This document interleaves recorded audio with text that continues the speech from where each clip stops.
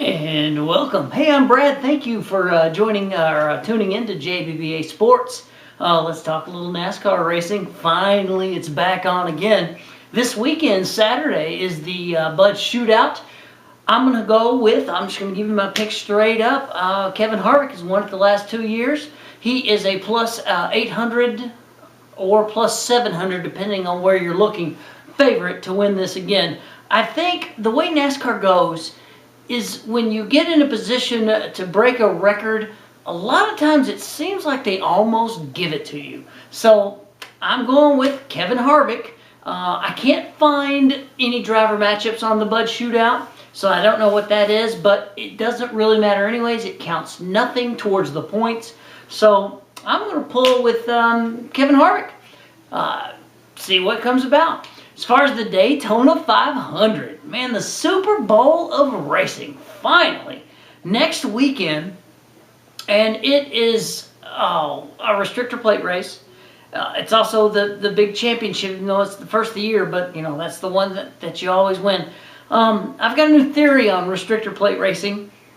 I made a video, actually, of this whole video to you guys, and I went to render it. It was 4.5 minutes, and I don't know, Sony Vegas really screwed me up and screwed the tape up and screwed the recording up. And I love Sony Vegas, but sometimes it's kind of quirky.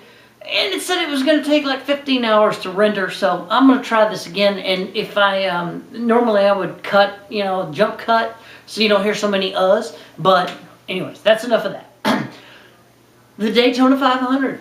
All right, so here's my theory on this, and it's the start of the year, so the theory has a chance to develop. I'm going with Dale Earnhardt Jr. He's 12-1, but in the Kendrick camp, he was with Mark Martin in the second garage, and Jimmy Johnson and Jeff Gordon were in the first garage. Well, now they've switched crews, they've switched garages, so now it's Jimmy Johnson, who has won the last 5 years, who I don't think is going to win this year.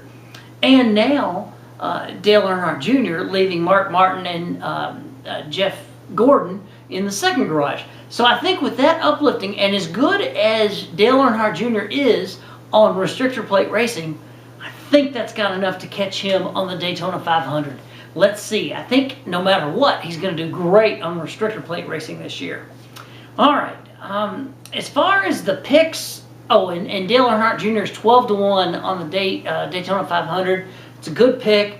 Like I said, I haven't seen any driver matchups yet, but they usually don't get going until maybe the first few races, and then they taper off the last few races. So I'm going to make you some money on the driver matchups. So for now, just throw whatever. If you got a little bit of blow money, I mean, even $5, I'm serious. At least it's something to root for, more than just sitting there on the couch and watching them go around in circles. Makes everything a little bit more interesting, doesn't it?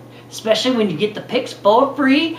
And if I lose my ass every single race, you can come back and comment and bitch to me.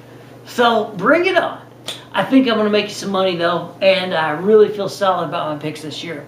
So we've got Dale Earnhardt Jr. in the Daytona 500.